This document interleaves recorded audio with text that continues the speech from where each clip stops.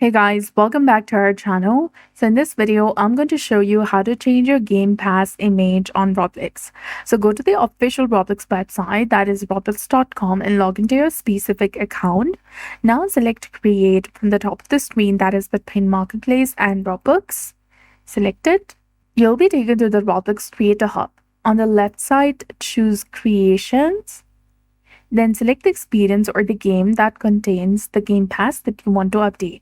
Go to the monetization section first, and then after select passes, choose the specific game pass that you want to modify and ensure that you're in the basic settings. Click on the change button in order to select a new image. Then after select save changes, and you can also rename it if you like, and you'll be done.